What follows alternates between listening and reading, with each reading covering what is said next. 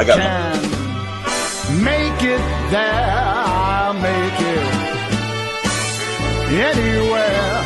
It's up to you, New York, New York.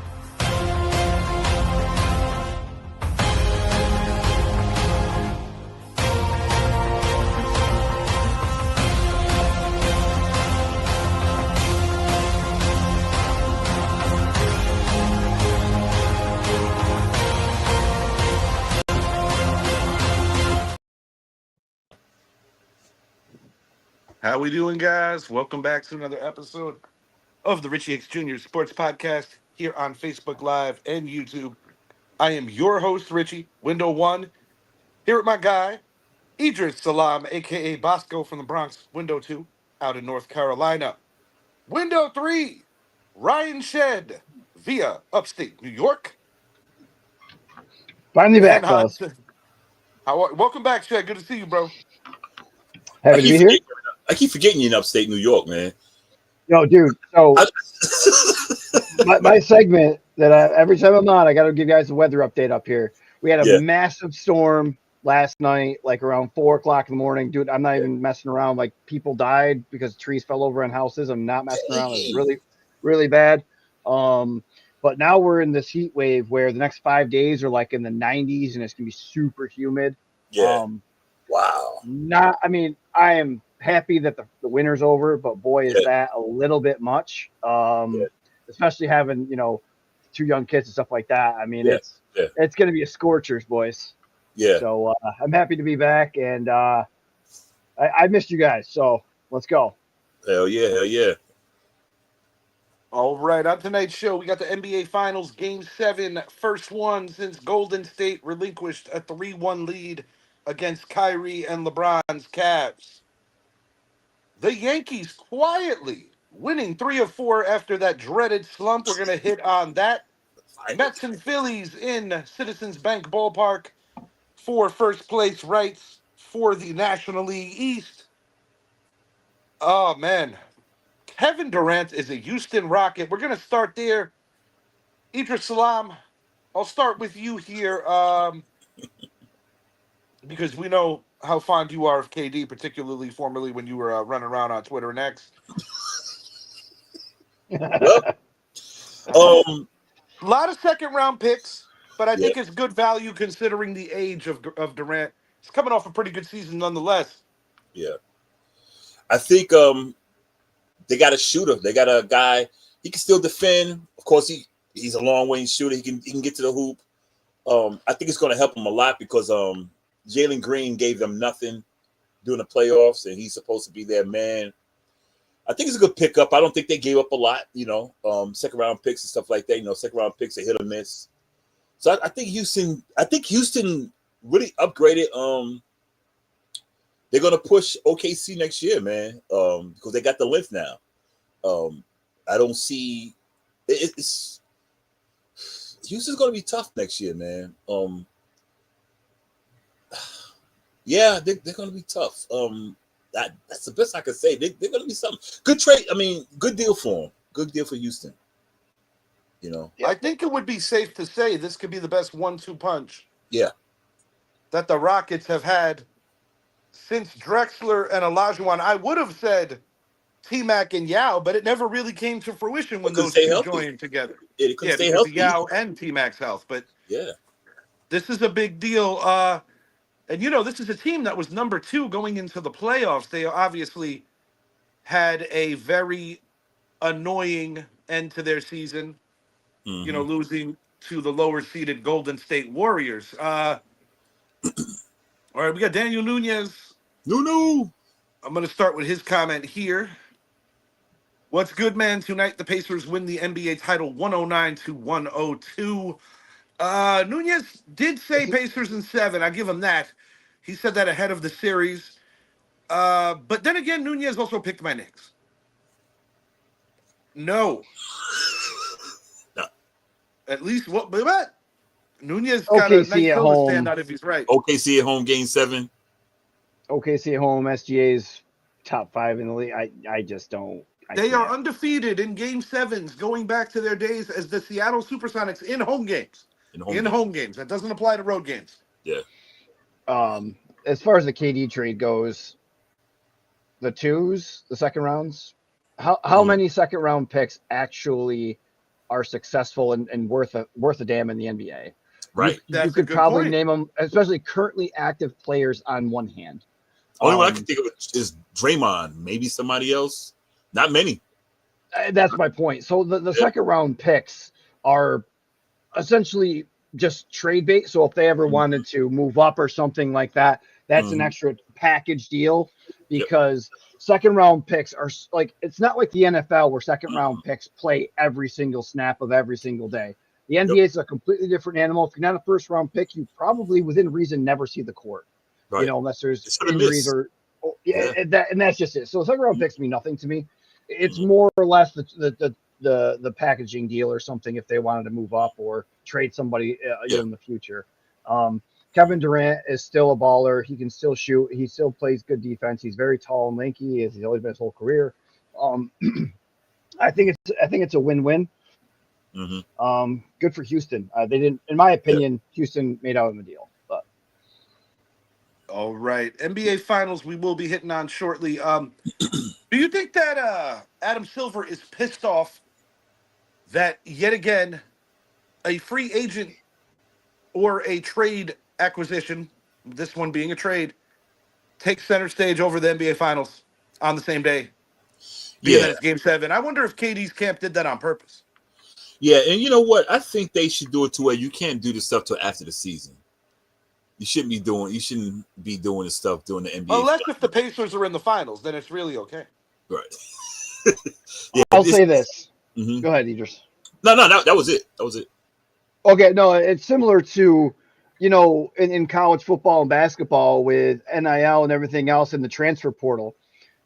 Guys can enter the transfer portal while games are still going on, like in the playoffs or NCAA tournament. They can do this. They can do the same thing. So, and again, it takes away. So, like, how demoralizing is it for the remaining players on your team that by the way, I mentioned the transfer portal, fellas. I'm out. Like, guys, we didn't get, like, what? Seriously? Like, yeah. Why don't we watch and find out? I'm taking my talents to South Beach. When the next projected lockout is coming, and we'll start training like a year in advance. So instead of just dying in general, we'll just die on the field. Yeah. Why not? Yeah, I think to the college football, college basketball world, whatever, it should all wait till the playoffs are done. The NCAA tournament's done, all that stuff. Like even coaches getting fired, stuff like that. And just like the NBA, whatever, you don't like NFL. They don't have. There's no off season when the playoffs are going on. No, you know what I mean. They wait till the season's over so you can in March when you can actually the NFL do free agency. Pretty good. How you have like it's different. The 3-day mini camp, and then you have that period to sign your draft picks, and then the whole team comes. They space it out pretty well, I would say. Yeah. That's what I'm saying compared to, like the NBA and college, it's night and day difference where like to your point, Richie, if you really want to make people actually watch the NBA, which no one really does it in comparison to previous years. Yeah. Especially with the Indiana Pacers in the finals. Continue, Shed. Oh, so yeah.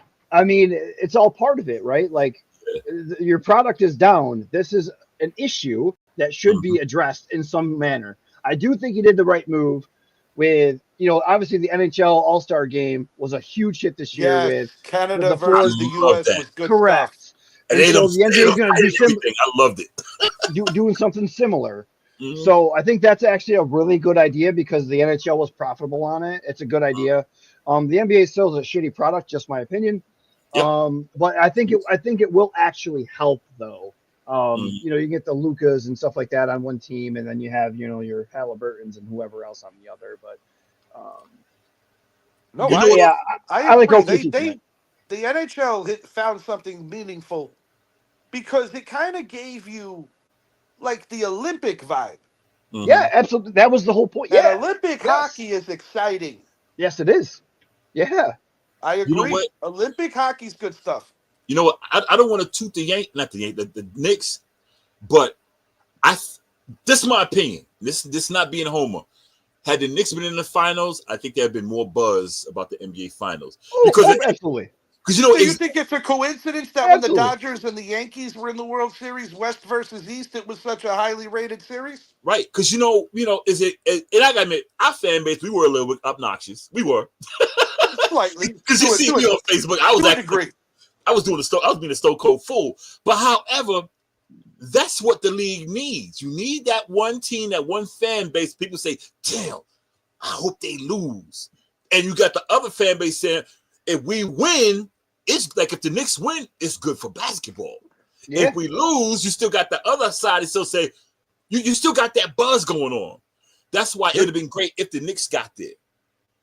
No, I agree with you there. Win or One lose. last question on the transfer portal. Mm-hmm. Before we go into NBA Finals Game 7 predictions, Oh, that's right. Nunez already revealed his. Shed would know this probably better than anyone here on the show. Mm-hmm. Does Brett have any eligibility left? Oh yeah. He sure does. That dude can play some defense. He can. He can lock you down. Now, When you being consider taller than his health Brett, all of habits, us here are taller than Brett because that dude's a when midget. you But consider his health habits and the fact that he is still a world class athlete, get out! He's a real.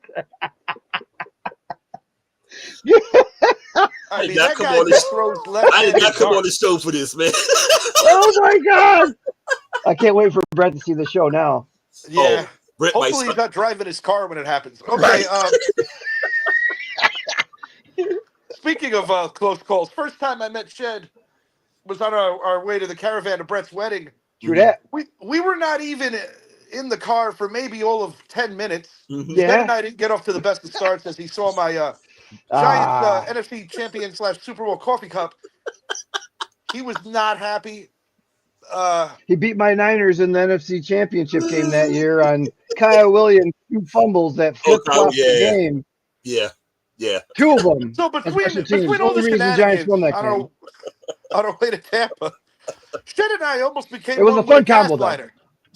Yeah, when Shed and I realized that we cheated death, we're Woo! like, okay, maybe we should start talking to each other. Yeah. Yeah. Yeah. Hey, It's I'm not true gonna story. lie. Shades of the True story. Hangover. Hey, I'm not gonna lie. Galifianakis is like classic. Look, meeting Brett, meeting Brett was kind of crazy, man. Because when I see him on the show, I'm like, okay, but when I met him in person, I'm like, this ain't the same guy. Because he's all What do you professional. mean? He's all professional. He got the shirt, got the tie, got the little. Knock it off. No way. Where are you talking about it at work? Yeah, he was all professional. I used to work for the man. He's not lying. He was all professional and shit. But I've been One of to the his hardest restaurant things for several me to times. do- I never saw him in a shirt and a tie. Brett had on the shirt. Difficult things for me to do was to take him serious at work. But you know what the funny thing about it? When I sat down to eat, the real Brett came out. Yes, sir. Oh yeah, dude! I'm telling you, dude. Brett is he's an amazing Brett is a person. freaking man. Brett. That's my dude. Dude, he is an man. amazing person. That's my dude, man. He's so legit. Funny Brett story before we move it along to the serious part of the show. For the brief while that I did work with him, which was about half a year, someone who I had a checkered past with comes in. Mm-hmm. We had a little altercation New Year's many years ago. Mm-hmm.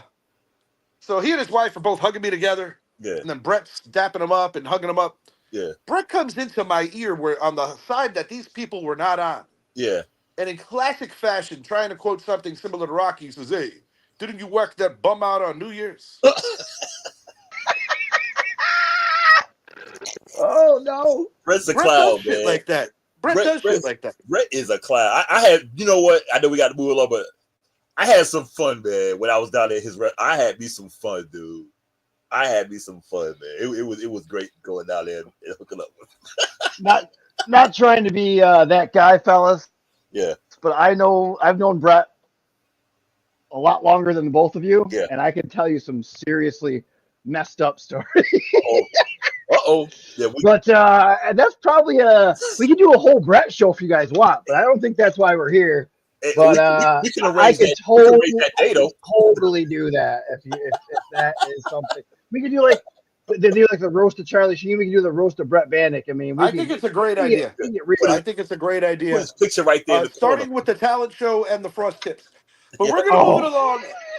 We're going to be moving it along to NBA Finals, center stage, Game 7, OKC Indy. Not too many experts, analysts, or even players that are not participating now had the Indiana Pacers taking them to 7.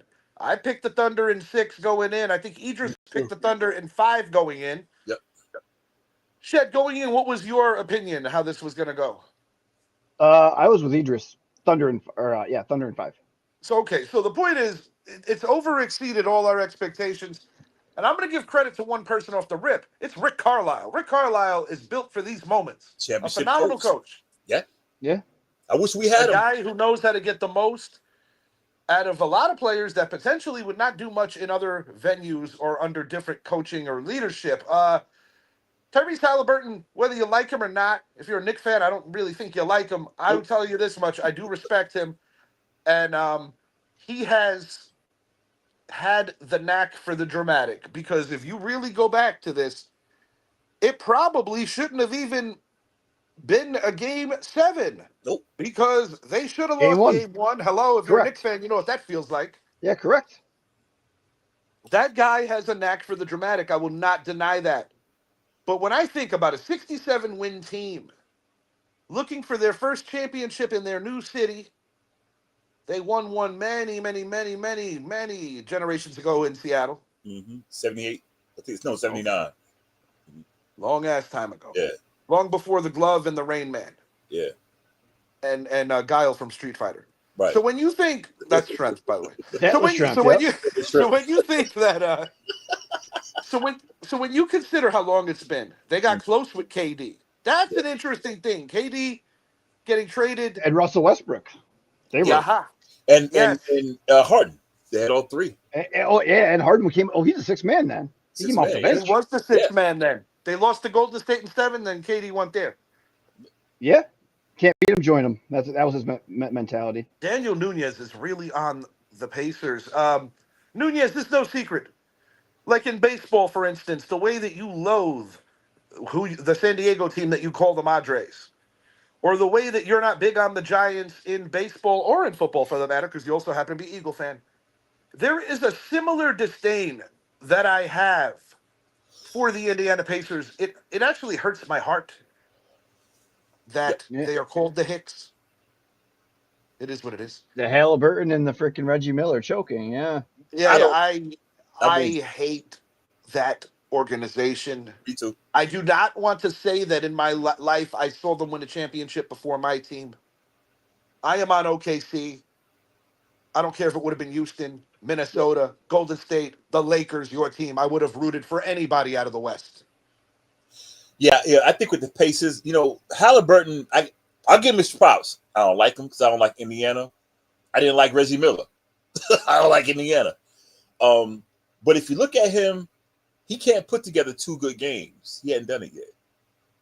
He had a good game 6. He's going to crash 7. They are not going into OKC tonight like the other night. And I'm not trying to brag. When I said they're going to win 121 to 109, they won 120 to 109. Yeah, they're going to do the same thing tonight. They're going to. At first, I thought it was going to be close, but I think they're going to run it. I think they're going to run it. Finish these turkeys. They're going to run Indiana. So the question on one of your shows the other night, fellas, where I wasn't involved, but I made a comment, and the question that Richie posed to Idris was, is Tyrese Halliburton considered a superstar? And Idris's reply was, no, he is a very good player, but not a superstar. I absolutely agree. Idris made a good point where he can't put two good games in a row. And he's very clutch. I will give him clutch. There is no question about it. He's very clutch. Mm-hmm. He is a smart player, but he doesn't have that superstardom that a Michael Jordan has, or LeBron in his prime, or even an SGA right now, or a Kobe Bryant. Like he doesn't have that star power. He is very fundamentally sound. And again, he's a very smart player. He's not going to be a guy that's going to put up 40. He's just not going to, but he will show up when the lights are on and you need that one shot. He has proven that throughout this entire playoffs round. Nunez is the guy that if we're in high school or in middle school or any kind of school, he's the guy that on Monday on the bus, if you were wrong about something, he will really piss you off. From the moment you get on the bus to the moment you get off coming home at the end of the day. Relentless. But you know what? I will give him one thing. He's been pretty good at picking lately. I got to give Daniel that. Yeah, you know, the thing about Halliburton, like I said, I think he's on the brink, but and I'm going to compare it to our star, Jalen Brunson. Win or lose, Brunson's going to put up the numbers. He's gonna move that offense, because even though win or lose this playoff, Brunson balled out. He balled out. He made his mistakes, but he showed up every night. And with Halliburton, you have to show up every night. So he's not people think he's a big 30 points. Halliburton averages like 19 points a game, 20. It's not like he averages a lot of points. Yeah, his contributions are as an all-around force. But I think Pascal Siakam's been their MVP if they do somehow win tonight. You kick him off that team, that Indiana doesn't get past New York. Not to mention the contributions of T.J. McConnell lately. Oh, my goodness. Looking like Teen Wolf out there. Right. Yeah, I mean, you know, and I won't take nothing away. Halliburton, the guy's clutch. But I'm not going to get him superstar status yet, because it's the consistency. Let me see what you do every night. There are other reasons why you're not going to give him that, and it's nothing to do with the Knicks, but we'll talk about that on another show. Maybe on Casual Convo we'll talk about that. Yeah, I'd say I'll say right here. He's light skinned. I do like OKC to win tonight, by the way. I don't trust light skinned dudes, man. OKC by 10. I like them by 12. Yeah, I'm going 119, 109, or 119, 107, something like that. I think they're gonna run Indiana, man. I just think they're gonna do it, man. OKC 122, Indiana 117. Indiana is gonna finish the season on an 8-2 run. They're gonna score 8 straight points to make it interesting, and then Halliburton is gonna make a unfortunate miss or possibly an unfortunate turnover. And then he's going to make that face. You know the face. Yeah.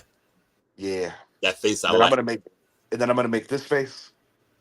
And then the NBA Finals are going to be over. And it used to be the Supersonics. What did the Mets do some years ago? This? Yeah. That's how I feel about the Pacers. Well, that dude also did it at Yankee games, which made it even more fun. He did Yankee game. He got 15 minutes of fame, though.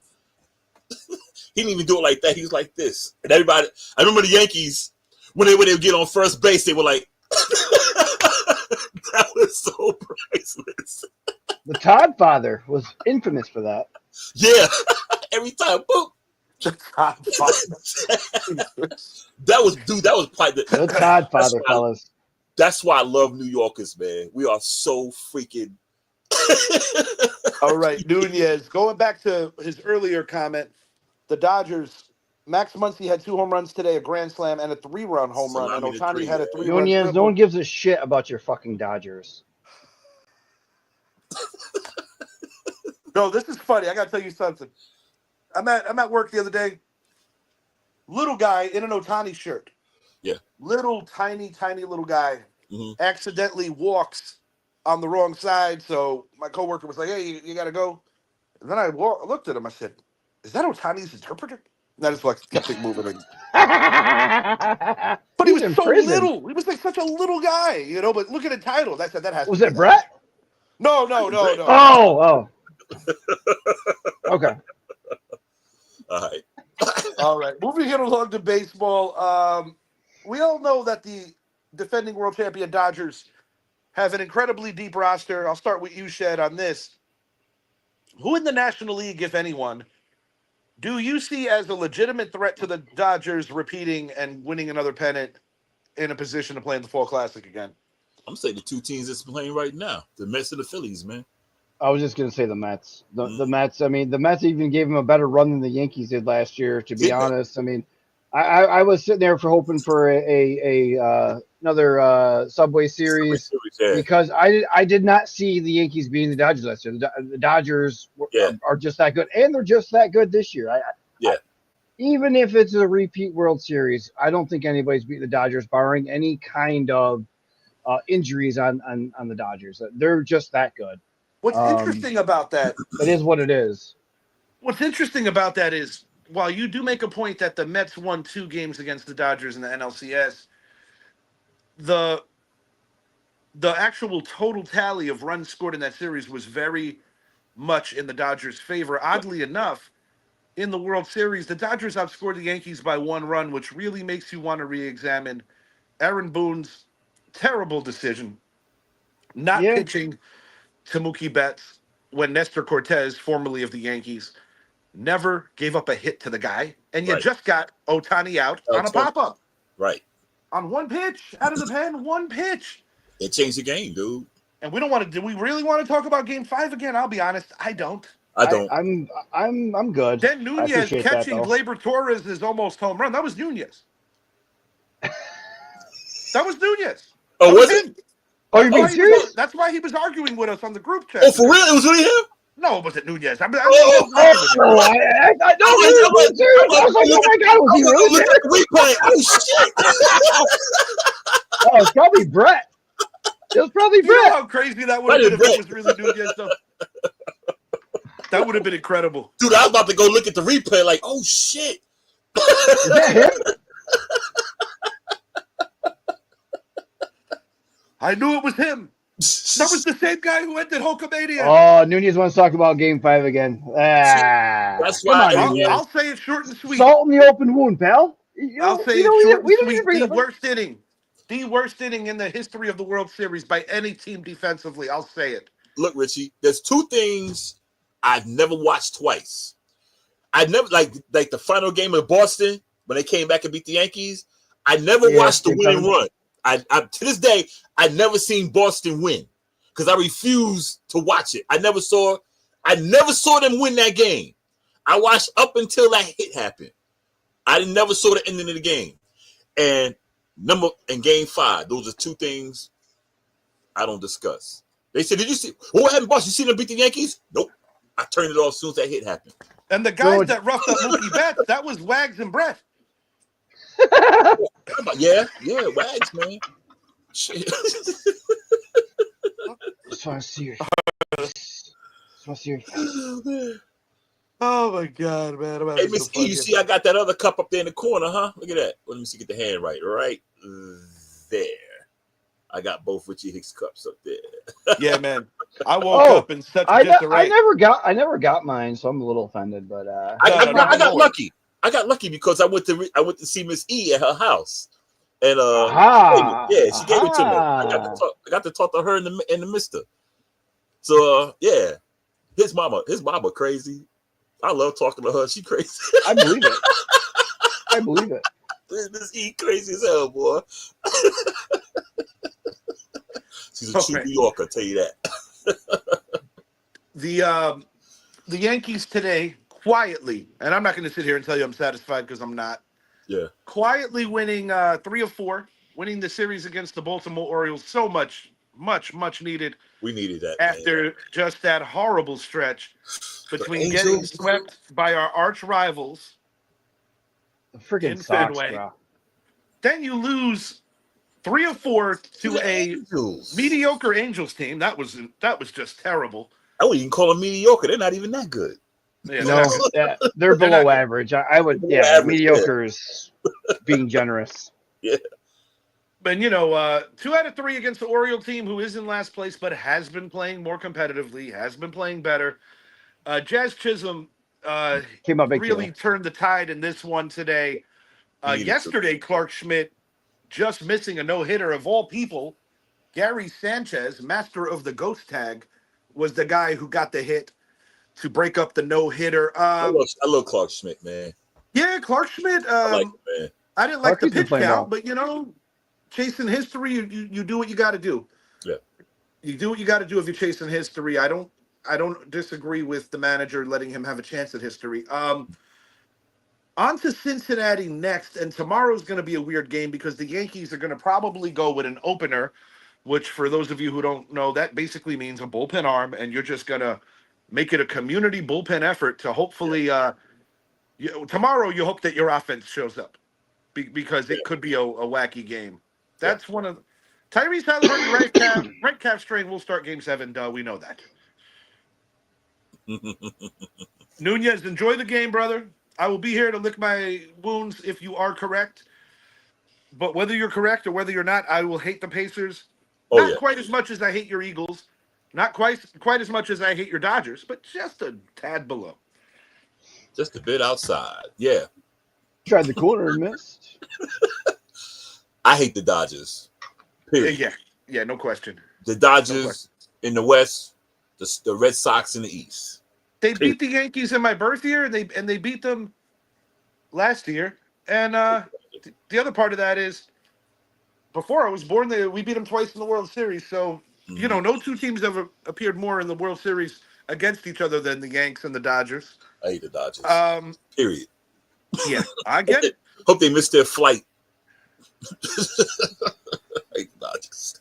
In reference to what's happening now with the Yanks, Shed, we know that Giancarlo Stanton just came back. He also had a big hit in today's game after 3 Ks, redeeming himself. Yeah. Ben Rice, 3 hits today. Yeah. The Yankees are still trying to figure out what's best for leadoff. Do you have a suggestion, Shed, or do you like on certain metrics when Ben Rice leads off? Because I do have a lot of faith in Ben Rice in terms of the big picture.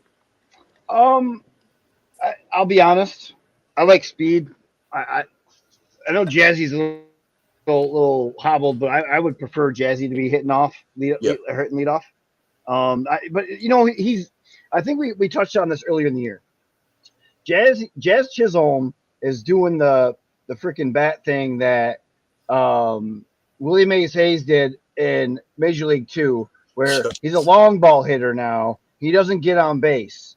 So it seems like his attitude has changed. That he's falling in love with the stadium dimensions. Yes, and instead of getting paid to get on base, he's trying to just hit home runs. Where his bread and butter has always been running infield singles out and stealing bases and just being on base. Now it seems like that's why he's down in batting 5th and 6th, because not only is he not hitting for average, he's also just trying to hit dingers. Like, dude, I know we traded for him last year, but like his bread and butter with the Marlins all those years was to get on base, steal bases. Yeah, he's Willie Mays Hayes in exactly Major League, the first one. Now he turned into Willie Mays Hayes in the second movie. Like he just needs to get on base. I would prefer if Aaron Boone or even Jazzy changed his attitude a little bit to go back to his fundamentals and just do what he's supposed to do. Ben Rice has been good, but I would prefer to have someone like Jazzy bat and lead off. I agree, because I like Ben too, but with Jazz, if he puts the ball in play, he's more dangerous when he's on the bases. Yes, sir. Yes, sir. He can go. And that's what you want, that leadoff guy to get on base. So when the bats come up, you be like, okay, we got a guy who you got a fly ball, he could tag up, boom, he's gone, boom, he's gone. Yeah, I agree. You have to worry about him. You don't have to worry about Ben Rice stealing a base. Like, look at Ricky Henderson. He got on base, but that's when you had to worry about him, when Ricky Henderson got on base. That's a good point, Adrian. That's when he killed you. And see, that's a really good point. Now you're worried about the guy at bat, but also the guy in the base. So it just goes into the pitcher's head. It's a mind game. Willie Mays Hayes. You need to have someone like that. I'm telling you, that's like the perfect analogy for this situation. It just it makes a huge difference in the lineup if he would just do what he was the Yankees What did it do? traded him to do. You Yeah. know what's interesting, guys, with this Jazz thing? When he first came to the Yankees, it was in the middle of a series against the Boston Red Sox. Mm-hmm. And immediately they get on the plane and they head to Citizens Bank. Mm-hmm. His first signature moment was rather quickly with the Yanks. Oddly enough, the long ball. He didn't have his equipment that came from Miami just yet Mm-hmm. to the club. There was a little issue with the traveling of his equipment. Mm-hmm. And, and he was, if you notice, he was still wearing his Marlins belt. He was Yep. still not all the way with his Okay, Yankee yeah. gear. He borrowed Aaron Judge's bat Mm-hmm. and hit 2 rockets in Citizens Bank ballpark. And if my memory serves me right, he hit 3 during the series. Mm. Now, when you think about the dimensions of Yankee Stadium, the short porch, Yeah. it is so tempting. Me being a left-handed hitter myself, Yeah. it is so freaking tempting to want to do that. But I'm with Shed. Yeah. I'm with anyone who thinks like-minded to Shed that a player with Jazz's skill set needs to get the on-base percentage better in order to be most effective. I completely agree with that. We have enough guys on our team We got that are bats. hitting. Yeah. Yeah. We They're got bats. right. Right now it's been a struggle, but overall, you know, it's encouraging. Even though it hasn't been pretty, that you win 3 out of 4 after losing 6 straight games. The Richie, Mets were actually struggling worse than us, which makes me a little more hopeful. Yeah. Lou Brown said it best. You're paid to get on base, not hit home runs. That's right. Like Get on. that's what Jazzy like. He just needs a quick little reminder. Just get on base. One Just get other on. guy, We're paying you to get on base, not Get hit on home base. runs. Get on. one other We have guy that other I We would guys. got the bats consider, for the Sorry, home go ahead. runs. Yeah. What's up? one What's other up? guy Yeah. that I would consider in that role Mm-hmm. in MLB The Show. I actually use him as my leadoff hitter. He does quite well. Would be Jason Dominguez. But the problem with all of this is the OPB. Like you got to get OBP, I should say. You got to get guys on base more frequently, and I do think to some metrics that is indeed why Aaron Boone is choosing on base percentage over speed at that position. The other part of the metric is like in the old days, you would never have a guy like an Aaron Judge hit second. But in the new age of baseball, the reason you have him at second as opposed to 3 and 4, and that's not always, I'm talking about over the years, Mm-hmm. right? He happens to be hitting third more now. Mm-hmm. But the point is that it gives him that more than likely final at bat in the most important innings. Mm-hmm. Sure. But there's a lot of new age metrics that go into this stuff nowadays. But as the Yankees go, Luis Gil's ramping up his workout. He should be joining the team soon, which would be good. Mm-hmm. A potential trade that I suggested, and others have as well, looks like it might not even happen because Chris Sale just On got the injured. IL. Yeah. Ryan Yarborough, who's done a respectable job, he's a tweener of a long relief guy and a starter. He's had some success in the league. He's currently hurt. Yeah. At minimum 15-day. But we are going to be getting Luis Gil back, which is going to be good. Yeah. And I think it's going to benefit the team rather well. Carlos Rodon, all in all, has been a lot better than I expected. And Max Fried, for the most part, has pitched like an ace this year. He's run into a little bit of trouble lately, but when you start off the year the way he did, you're due to have a couple of tough ones. Cincinnati will be a tough series, though. I will say that, particularly game 1, because the Yankees are going to be throwing out, it might be a situation where if one of their bullpen guys is getting lit up, particularly a guy who's getting called up tomorrow to be the opener. Yeah. That's one of those situations where sometimes you live to win another day, because in baseball you have to worry about pitch counts, pitch budgets, etc. Look what happened to the Mets. One of the biggest reasons they're in that funky slide is because while their 5 starters, for the most part, have had good ERAs, they are not good at going deep into games, and that's why the Met bullpen has been suffering. Right. I agree, man. I'm glad Rodon is doing what he's doing because we don't have Garrett Cole, and I didn't expect Rodon to be what he is this year, which I'm glad he is because he looks a lot more like the guy we got when we first made that deal. Yeah, and I like that because we're missing Cole, and but I like what our pitching is doing. I didn't think we would be as good as we are this year. Like last year, I didn't think we'd be as good as we were. But we are. We're making it. We're doing it. I just wish we could have got Chris Sale. That would have been so great. I was like, I'm gonna Three drop a lefties name. would be something, but yeah, I'm gonna drop a name on the other side, on the offensive side, that I think would be good, and it actually coincides with Jazz Chisholm. If we can acquire at the trade deadline a guy like a Ryan McMahon, or actually Ryan McMahon from the Colorado Rockies, I think there's a nice value there because Jazz could go back to third where he's more comfortable. Excuse me, yeah, second, where he's more comfortable. You put McMahon at third. yeah. Because with the Oswaldo Cabrera season-ending injury, DJ LeMahieu is still a So, I valuable think piece Missy to went the out. team, but you he can put should him not be anywhere. playing every day. And Yeah, I still think you can mix and match the proper way between Stanton and Rice because Goldschmidt's not a spring chicken and he's only on a 1-year deal. right. So if Ben Rice has a really good second half, as much as I really like Paul Goldschmidt, it Yeah, could be one and done for him. However, I I do think think the so. Yankees will bring him back. I think so because he Goldie reminds me. He reminds me of who's the guy we had last year or 2 years ago. Played You're first thinking base. of Carpenter, Carpenter. That's who he reminds former me. Yeah, teammate of Goldschmidt right, too. exactly. He kind of reminds me of him. I like to bring him back, but if Rice is doing his thing, yeah, I think we will because we need. There's nothing wrong with having depth. There's no reason to rush it. If he's No still reason to playing rush. at a high level Yeah, by the time the year ends, and you'll know if Goldschmidt really bottoms out in the second half, and yeah, those numbers look more like the last 2 years, then yeah, I could co-sign moving on. But yeah, if that's not what happens, I think a guy like Goldschmidt you want to keep around. yeah. Consistent. No, he say consistent, man. That's. We don't need a guy hitting 380. 30 home, 40 home runs. We need someone who's going to get on. I mean, we need pitching, we need hitting, but we don't need masters at both. I like Goldschmidt.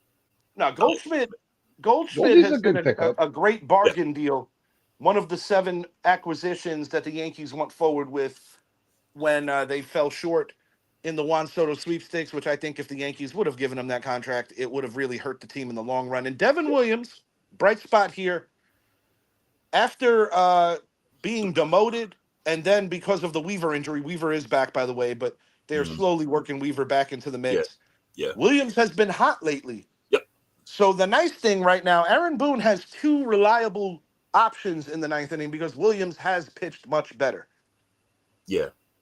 Because I was What? worried about him. I'm not going to lie. After that Pete Alonso home run in the playoffs with Milwaukee and then the Yeah. horrid start, I said, oh, no. Is this going to be another Sonny Gray? Is this going to be Oh, don't say Sonny Gray. Oh my goodness. – I got worried. The only place he couldn't play, only place that Sonny Gray couldn't pitch was in New York, though. Like he was Yeah. a great pitcher everywhere else. Once he left New York, And yeah, he even was. now, Yeah, he was he's good. still- There's a he's lot of still pitchers. reliable. Yeah, there's still a lot of pitchers that can pitch anywhere but New York. New York.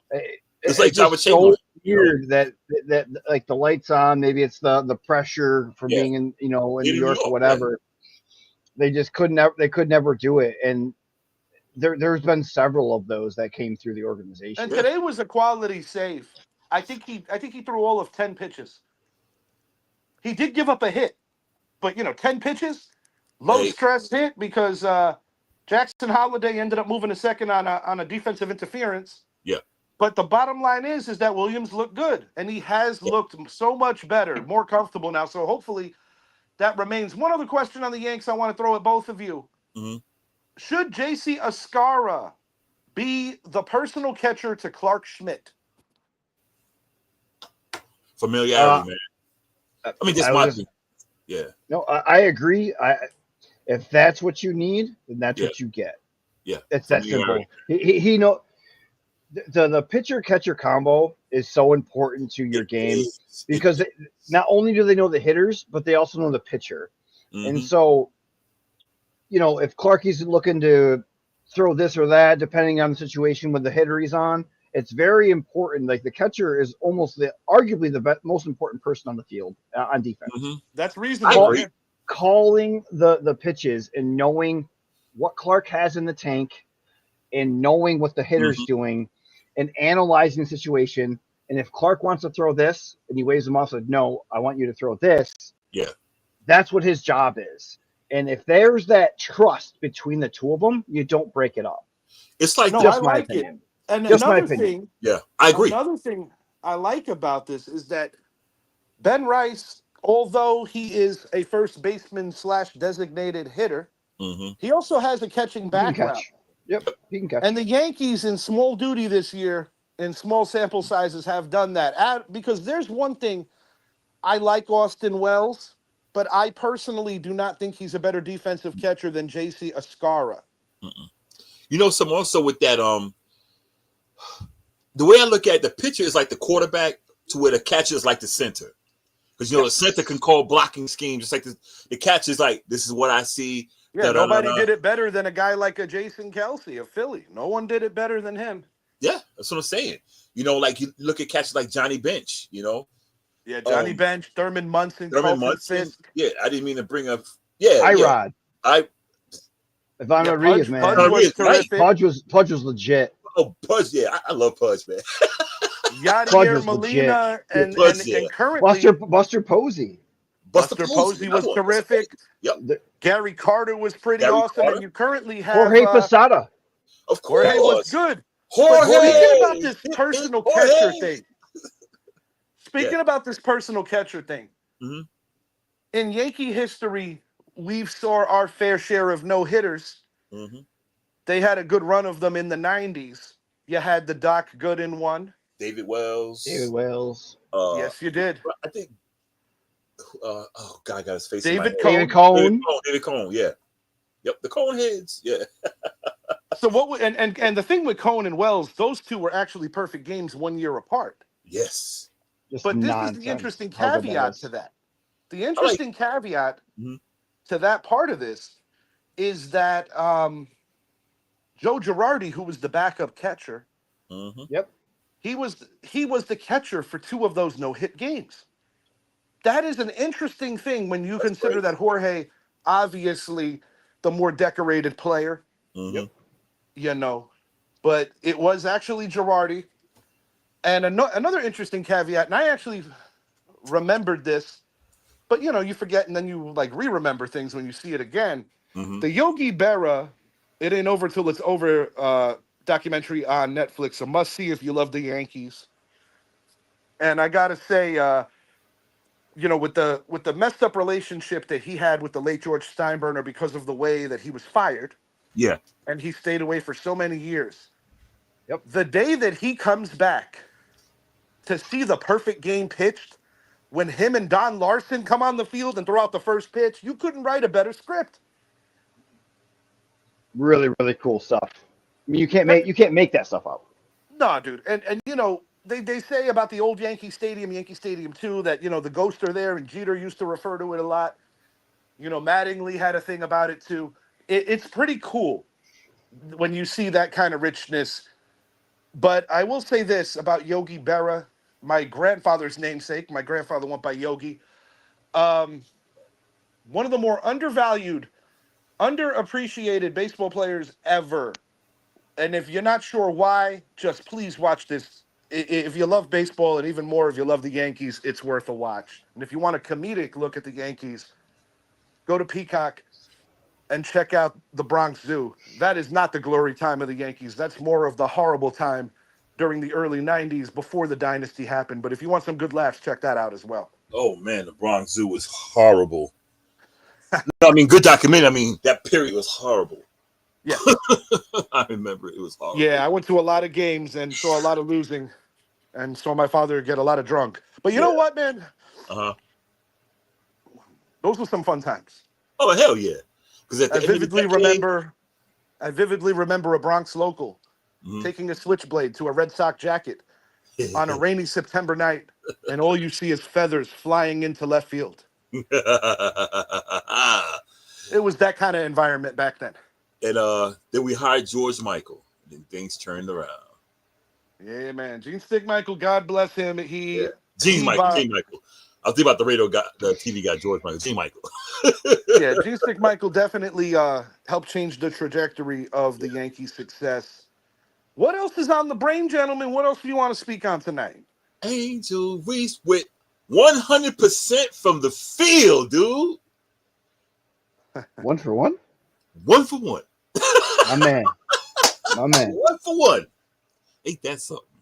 Gentlemen, you were talking off air. Yep. A really, really excellent conversation before I joined and we started the show I think it was an awesome convo. Why don't you guys get back on that? Which one? He's probably referring to the Dennis Rodman in comparison to Oh yeah, Angel yeah, Reese thing. yeah. So And I I was was also telling, referring God, to just the bigger layers of I think you guys were kind of dipping into a GOAT conversation, NBA related. Oh, yep, it, oh yeah. it started with that Gentlemen, it was with the gold. Dennis Rodman. It was gold, just rip. Start with Rodman, get on the GOAT. I'm Okay. gonna let you boys have it this, and I'm gonna You want, chime in. you want to go first, or you want me to go first? I guess I'll go because I started with the Dennis thing. Oh yeah, So the interview with Isaiah Thomas. So we're talking late '80s, early '90s, and Dennis Rodman's new to the team, and he does like every their warm up. They're all shooting free throws. So Dennis does his, and then he just steps off to the side, and he's just standing there. So then everybody goes through their line. They're shooting the free throws, doing their thing, and then the second time through, Isaiah Thomas is like, Dennis didn't get back in line. What's he doing? So he goes over to talk to Dennis Rodman, and he's like, Dennis, what are you doing? And he goes, I'm counting the spins on everybody's shot. And he's like, why? And he's like, so I know what kind of spins you guys have on your ball, so I know which way to jump for your rebound. And Isaiah was like, what? Wow. He was so impressed and floored by Dennis Rodman's dedication to simply get rebounds. Like, think about that. yep, He was just doing that just for rebounds at all. Like, Homeboy can actually still shoot. I don't know. He's only known for rebounds and right. his defense, but he can actually still shoot. But that's how he was dedicated to his game. He was Yeah, trying to add value, yep. that much value to his game that no one else would take the time and effort to do. That's what he was doing. And so Idris brought up the Angel Reese conversation, and I threw that at him. And Yeah, then Idris, you can rip off the Angel Reese thing and the comparison that people are using Angel Reese as a Dennis Rodman character, but right, it's the complete opposite. Go ahead. right.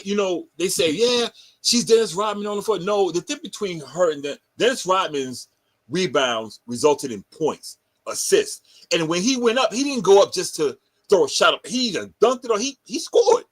He didn't score a lot of points, but Dennis Rodman, when he was under that goal, he went up to shoot. He scored. To where Angel Reese, if you look at and people say, oh, you're knocking Angel. No, if you watch basketball, find me a person in the history of the game who shoots shots right on the basket when you're being defended underhanded. Find me one player in the league. Freaking what's the guy that Shaq dunked on? Chris Dudley. He knew he couldn't shoot. He didn't try to shoot. She's throwing that stuff up. Rodman would get 25 rebounds. Of the 25 rebounds, the Bulls, Spurs, Pistons, they would have gotten 20 points at least out of that from assists. To where with Angel Reese, she's getting 10, 15, 20 rebounds, but where are the points? She might get 10 points, get her little double-double, but you're still down by 20 points. Where Not are to your mention, assists? Idris, Yeah, not every double-double is created equal. Just right? like not every triple-double is created equal. Um, you spoke about Isaiah Thomas, Shed, and his just genuine shock about the way that Dennis Rodman was sizing up That's how to dope. get offensive boards off of his teammates' shots. That's pretty incredible. I want to keep it on Isaiah for a second. Mm-hmm. Not long ago, he released his top 10 rankings, and the hate and the salt is still very real for Michael Jordan, as he ranked him as low as 8. I'm going to say this. I understand Isaiah's position to a level because of the fact that Dream team. everyone anointed Michael Jordan the GOAT. Um, You know why he's long mad, before, Richie? He's mad because Jordan is the king of and he's not. That's why he's mad. That's why no, he's I mad. get it. I'm playing a little Jordan. devil's advocate just to give a bitter, how would I say, a better place at a Yeah, backstory. yeah. I said this to Brett on the show probably about over a year ago. We did one of these GOAT debate talks. While Michael Jordan took down so many great teams, Mm-hmm. the 80s prepared him to be that winner because he was not a winner yet. Right. He did not have a complete team. He was playing with a lot of guys that were on the way out of the league or guys that just weren't good fits. His Mm-hmm. best friend in the NBA, Charles Oakley, was ultimately traded to the New York Knicks. for Bill Cartwright. Bill Cartwright was a godsend for what the Chicago Bulls did. Mm-hmm. You also had guys that played the roles very well, whether it was Craig Hodges early in his career, a guy who got blackballed by the league.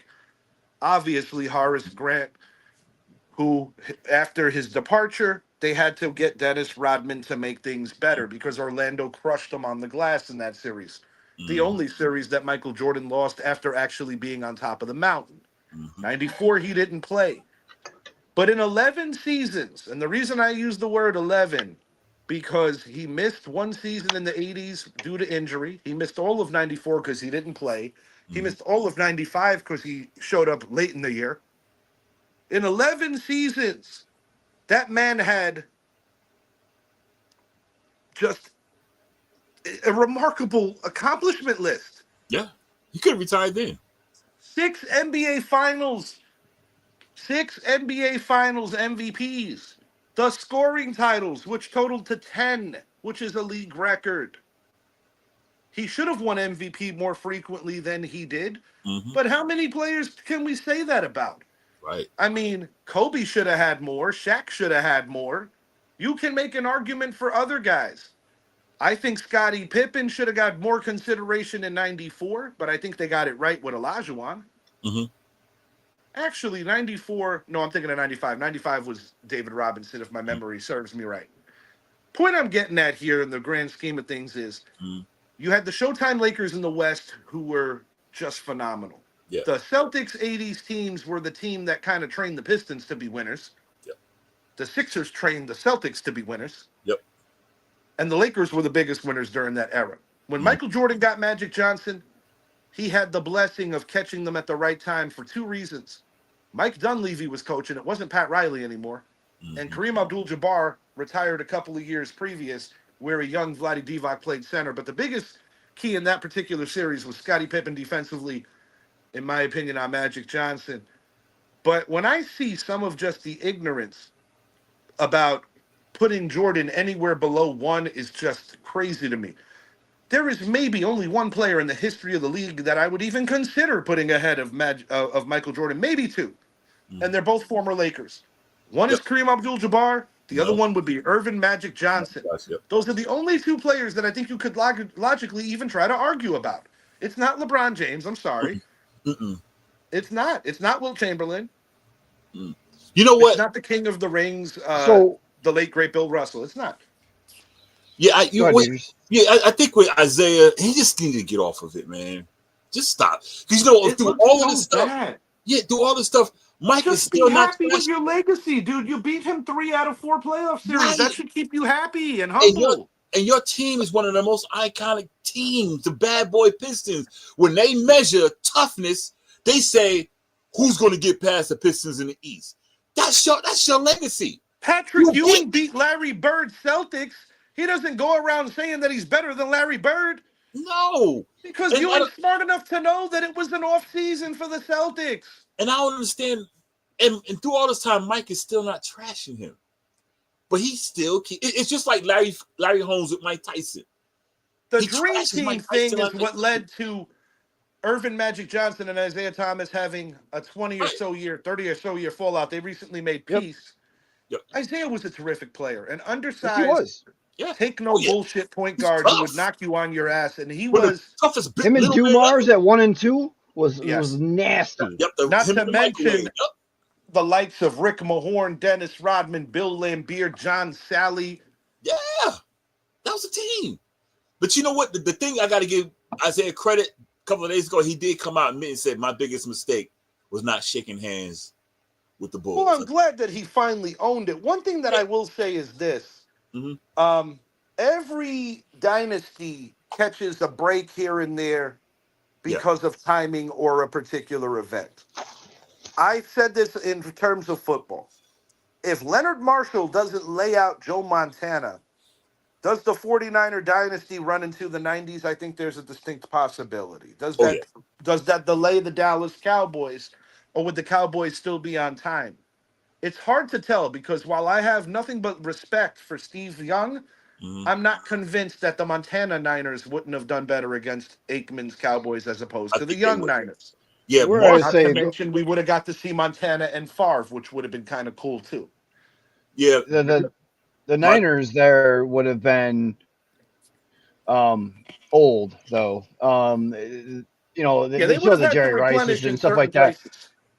But so your question was delayed or completely shut them down. I think delayed would have been more accurate. yeah, But yeah, you can't take away the Joe Montana talent. Steve Young is a Hall of Famer as well, as you know. The But reason why I he think still's they not the still could have same. been relevant mm, and still could have been atop the mountain even as an older team is because when Montana missed multiple years after the Leonard Marshall hit and complications getting right, he took the Kansas City Chiefs just one game shy of a Super Bowl, yeah. Sure did. and those guys had nothing.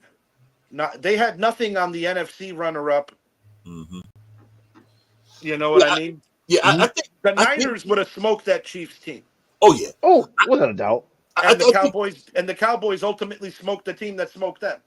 I think had Marshall not taken Montana out, I, I I think the Niners get at least one more. I think they get at least one more chip. Well, I'll be honest I with can you. agree with that. I think he got. If I Young think he had doesn't 2 to take 3 years left Montana, on him. if Marshall doesn't take Montana out, Yeah. I don't even know if the Giants win that game. No. I don't think. I'm not No, you blaming the wouldn't have. loss on Steve You wouldn't Young. have. You wouldn't I'm have. not blaming the loss on Steve Young, but the Niners had to go conservative to just try to run out the clock. And unfortunately, Roger Craig fumbled the ball. It was a great defensive play, both on the strip and then ultimately Why the do we always go recovery. back to the Giants beating the Niners in our conversations? Hey, Richie? it wasn't me. don't It wasn't me. It wasn't me, understand Shed. why you always Oh, go no, to there's more. the There's more. Giants beating the Niners No, randomly. there's more. It's just like the Niners lost the Super Bowl 2 years ago because Dre Greenlaw tore his freaking Achilles running onto the field for crying out. I mean, Yeah. we go No, on and on about there's other nonsense, things. but I'll give you a different one just to keep it. When you're It gonna throw wasn't, more salt in the open wound. it wasn't no, me, Shed. listen. I'm giving the Niners props. When Mo Lewis almost killed Drew Bledsoe, Oh my goodness. that Yeah. set up That was a the Tefty Patriot Burger. Tom dynasty. Brady. Way to change the subject. Good job. No, but I'm just saying. I mean, these are things that happen. So when I go Yeah. back to the NBA at my initial point of what I'm getting at, Michael Jordan undeniably did his job in the 90s. And if you consider the level he played at for 2 years with the Washington Wizards, it's very impressive. But I will say this. If Larry Bird doesn't have the back ailments, and if Magic Johnson doesn't contract the HIV virus, I think there would have been stiffer competition for the Chicago Bulls on the way up, where it may have been delayed because the Pistons were getting old. Yeah, they were getting old. There's no question about that. They had, and and Shed would agree with this because he spoke about it with his own Niners, how when you have longer seasons, it's harder to recover the next year. And when the Pistons won to 3 consecutive Eastern Conference Finals and winning 2 NBA titles, just before the Bulls jumped into the landscape of greatest team in the NBA, producing 2 three-peats in 8 years. Nowhere near as brutal on your body though, Richie. The NFL is a way different. Like imagine playing an extra full season in 3 straight years that no one else really on the field is doing other than you. And a physical game like the NFL is so much different than it. You can't even touch anybody in the NBA anymore. And I know back then you could actually kick the No, crap that's out of kind of somebody why in I'm the making the NBA. comparison to that era, It's because in that different. era it was a more It's different. violent, more physical game. And it was. You are correct there. Yes. Let me ask And you what's both a also question. interesting is, despite that, guys didn't miss as many games. Let me ask Touche. you a question. Getting back to the Niners, why isn't Roger Craig in the Hall of Fame? He was the first NFL player to ever have receiving or 1,000 receiving yards and 1,000 rush yards in a season, but it was unheard of at the time. So he paved the way for the Marshall Falks and the LaDainian Tomlinsons Absolutely. and everything else. Yep. But Idris, to answer your question, I don't know. Yeah. That I man's think he supposed to be in belongs. the Hall of Fame, man. I think he belongs there, and people don't realize. He broke the barrier of the every down running back Yes. that just was ground and pound. He Yep. gave that Joe Montana like the extra option to do both and be a utility player like a Christian McCaffrey now Yep. or Saquon Barkley and Yep. currently on Philly. He was that Like, guy. He was that guy. He broke the barrier where you can actually do these things. Look, 1,000 and 1,000. They don't You do can't. that now. No, but it wasn't a thing back then, and no one repeated that for No. several years. Yeah. And it might. I don't know the stats, but it might have been Marshall Falk that was the one that actually. I repeated think it after was him. Falk, if my memory serves me right. And that was a big jump. That's like 10 years, and the game has evolved so much. Now you see it more often, but it's just, dude. And during the period he did it, because back then, running back, you Ground and pound, and Yep. and he did it. As I He said, did both. he should have. I would go as far as saying that a guy like a Dave Meggett, who was a specialist kind of player, Special teamer. As well. and one of the third down switch up backs kind of opened up the door for the likes of guys like Darren Sproles. Mm-hmm. Yes, dude, Players Sproles in of his that prime. kind of Jeez. Oh my gosh. players of that kind of cloth. But final thought on this Michael Jordan stuff. In my opinion, he's the GOAT, not just because of his scoring acumen or his 6 championship runs, but also because of his defensive excellence, and also because of the fact that even before he was atop the mountain, people like Magic Johnson and Larry Bird were saying that he probably was the best player in the league and just needed more help.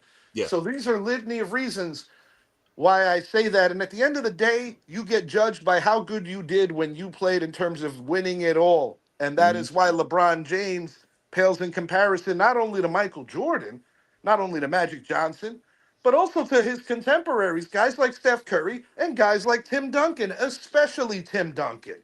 And the late, great Kobe Bryant and the great Shaquille O'Neal did their thing in LA for a three-peat. That's incredible. But at the end of the day, Tim Duncan won more frequently than both of those great players. And there's something to be said about that as well. There's also something to be said for guys that played against Jordan in his prime and LeBron in his prime. Yep. And that the fact that those players, I'm talking the Shaqs, the Tim Duncans, the Kobe Bryants. I know Kobe's a little biased. I'll agree with that there. But they all say that I was never afraid of LeBron James. I was afraid of Michael Jordan. Kevin Garnett's another one. Allen Iverson, another one. Like, these are Hall of Fame guys. They're like, the only player that I've ever feared was Michael Jordan. The reason LeBron James showed up on the court, I would just lock him down and I was fine. The reason I can't put LeBron above is because every player has that 4 or 5 year window when they are undeniably unstoppable. Shaquille O'Neal had it with the Lakers. Sure. Yeah. Kobe Bryant had it post Shaquille for the back-to-back ones. Yeah. Michael Jordan had it with the three-peat years. Magic Johnson had it at different junctures of the 80s. Yeah. I would argue that Michael Jordan had it within reason his entire career. Pretty within much. Reason. Within reason. Pretty much. Yeah. And I guess where I'm going and even Olajuwon for his back-to-back runs. We need to That's have a a good GOAT question. Talk. Yeah, we need to have a GOAT Would, talk. hypothetically, we already know that Jordan didn't play in 94. I will say this. If he did, the Bulls beat the Rockets that year. However, I think so. If they locked horns in 95, I'd give the edge to the Rockets. Yeah, 95 because of the fact that they didn't have a Ho Grant or a Dennis Rodman, and I think that would have ultimately been the difference. But you know what you don't know is if they actually won in 94, you think Horace Grant or the Bulls wouldn't have re-signed him though? Like the team was Grant bounced. Once again, Shed, that's a very interesting question and one that's worth bringing up. I'm telling you, go ahead, Eaters. Go ahead. We need to have a GOAT talk show and what we're talking about. We need to have that show. That need to be our next show. No, I like it. This is good. This is good content. It's unfortunate. I would have loved to see because, and one other thing I wanted to say, that 95 Rocket team was more talented than the team that won it against the Knicks the year before because they also added Clyde Drexler to the mix. Now that team right there, I think they might either beaten the Bulls or they win 7 games. That team, but I think the 94 Bulls team, I think they still win. Yeah, I don't think anybody would have I beaten the agree. Bulls I agree. because if you're With really Jordan, being honest, Yeah. were it not for a horrible call by Hugh Hollins, Oh, which put Hubert Davis at the free throw line, I think the real interesting question would have been if the Bulls beat the Knicks that year, would they have beaten the Pacers in the ECF? That would have been a hell of a series. Hard to answer that, but I think they would have had a good shot. yeah. They did finish ahead of them in the standings that year. We need to have a GOAT show and talk about this clashes. But when you talk about a what if? What if Scottie What if? Pippen would have won the NBA Finals without Michael Jordan in '94? That would have been crazy. Yeah. We need to have that. The what ifs. All right, that is my final thought. Anything on the way out? OKC wins by 11. OKC by 5. 119, 108. 122, 117. I like OKC to run away. Give me them by 12. I'll say that the Niners are they have a favorable schedule this year, but I don't think they're as far as a Super Bowl contender. But Right. they I should, think the Niners are in going to be theory, looking. be a playoff team. But we'll see. Yeah, Yeah. I think the Niners have a decent shot at the playoffs, and I will say this in reference to your division. I don't think the Seattle Seahawks are going to be as bad as everyone thinks. However, I still think they're in last place in your division. I think Sure. the Los Angeles Rams should win your division. Yep. And I Agreed. think the fight for second and possibly the fight for one of the wild cards is between Arizona and your 49ers because I think the Arizona's very Arizona improved. Cardinals. Yeah. They're Yes. very improved. They can still And I get think 3 out of Marvin that Harrison division. Jr. is going to have a year comparable in year 2 to what Malik Neighbors did for my team in year 1. Malik Neighbors is going to have a freaking year, dude. I mean, again, Yeah. we talked about it through our text messages off air, but like, if I'm the Giants, I start Jameis Winston. He's going to add so much thunder and Jameis, man. high risk, high reward, but still, dude, Mhm. gunslinger. He'll be adds excitement, and your defensive front is legit. Yep. But man, you guys still are lacking a few Yeah. pieces here and there That to is actually be a truthfully playoff the team, reason why especially I in that have division. hope. But Yeah. That's I'm one of the telling biggest you. reasons why I have hope that they can overachieve this year because of the fact that I think that defense front is not just going to be good; they might outright be special. That's Richie, that's fair. The same thing was last year though. I mean, you had Abdul Carter, but at the same time, that's within reason all you really added.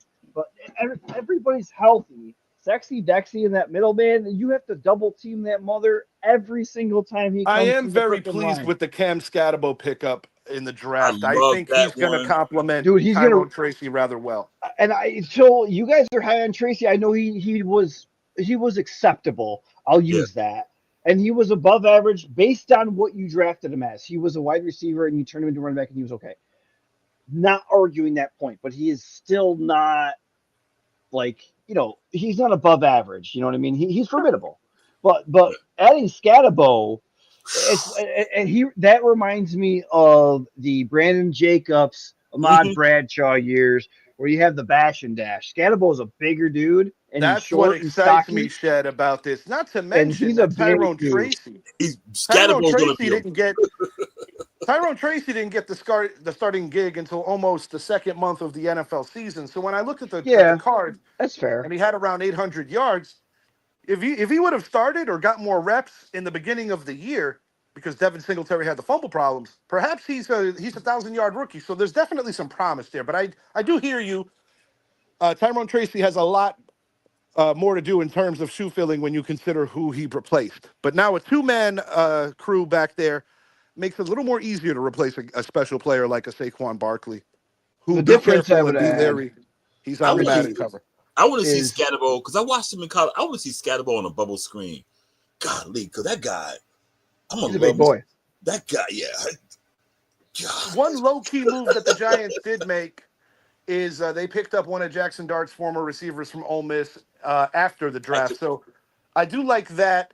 Mhm. I will say this. I agree with Shed that I would rather have Winston in there. But the good news is Winston's going to be a Giant for 2 years unless if Jackson Dart really overachieves in terms of the depth chart and maybe Winston can be traded perhaps to the Saints, who are actually vocalizing that they missed the guy. So we'll see. But I want Jameis to be a Giant for 2 years. I think he's going to be a hell of a mentor. And I'll be honest with you, I think he'll be that. I think the Giants might be his last spot. Why? Because I think Russ will be gone next year. I also he's think gone. Winston's personality is headed. I think for Fox Russ is Sports. gone after this year. I think 100%. they'll keep James because I'm reading stuff. I'm checking the interviews about Jameis Winston, and this guy is like the freaking the god of the locker room. I would not be mind blown. Freaking locker room. I would not be mind blown if Russ I'm gets not off to a surprised. bad start. Shed, go watch the interviews. Jameis is awesome. Go watch it. Go watch the Darius Slayton one. The Darius Slayton one. That's the one I was talking about. Yeah, or referring to. Yep. Darius Slayton has the ability to have a big year because Malik Neighbors is going to be more seasoned in year 2. I just hope he stays healthy because the sophomore jinx is a real thing no matter how talented Slayton has the droppy sometimes though too. Yes, he does. Yeah. Yes, when he does. He's dangerous, but he has a He drops. NFL's around the corner. I look to defend my title in the Pops Cheddar in the Sun League, and it's going to be very challenging because I did a lot of sacrificing last year with draft picks to win that championship. I'm looking to make my 4th consecutive finals and to win 3 of 4. So Shed had a really good team last year. So did Bretsky. I came in 3rd, I think. Yeah, I came in 3rd last year. Masters of Kung Fu are coming back this year.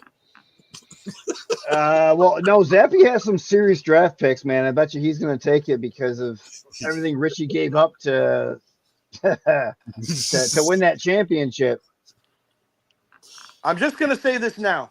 Do not let me win this year because you're not going to hear the end of it because of the fact that I don't have a 1st or 2nd round pick.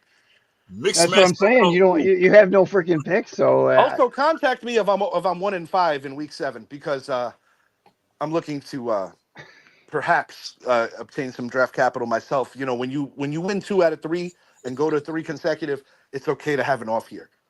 For Shed and for Idris, I am Richie. Please make it a point, like and subscribe to the channel, the Richie Hicks Jr. Sports Podcast on YouTube. Also, check out the V-Mix, the Vicious Mix on live365.com, where you can see Idris Salam doing what he does best in his multifaceted talent with music. Check out Carson Wentz to see where he and Patrick take the I'm girls still for picking up vacation. Patrick Mahomes' bags, fellas, but it's not a bad gig. So, still getting paid those millions. So I'm saying. Check out our friends at the Casual Convo Show every 8 to 10, every Wednesday, 8 to 10 p.m., as well as the Sports Corner with Johnny Nast, as well as the Basement Show with Johnny Nast, good friends of ours. Thank you for watching. Enjoy the NBA Finals. And we're probably going to do another show tomorrow, so tune into that. We're going to do a finals recap and kind of just see wherever the conversation takes us. Shed, great job today. Good to have you back. Yes, sir. Loved it. Miss coming on more. I wish I could come more often, fellas. No, it's all good. It's been a little wacky, and I take some of the blame for that. That's part of the reason why me and Zappy have had such struggles coordinating as well, because if me and Zappy just recorded half our conversations, we could probably do about 8 shows off of that. Yeah. I bet. We got to get you an updated iPhone 3 is not working, dude. What's that, bro? We're going to get you an updated iPhone, because that iPhone 3 you got is not working. We can't get you in the chat. No, the phone is new. I just got to figure out what the hell's going on. No, I'm busting your balls, man. iPhone 3. I'm busting your balls, man. All right, Brett, last thing I want to say, now that you're getting into the upper echelon of salary, you're going to have some time to walk away, get ready. And, you have limited time to get back into the transfer portal. So if you're going to do it, Brett, you got to do it within the next 2 years because there are not many guys that are legendary from your region. But in the West Canada Disco Valley. Dan is one. Disco Dan is one. In the West Canada Valley, it is about Brett Touchdown Bandit. Indeed. Have a great night, everyone. Yeah.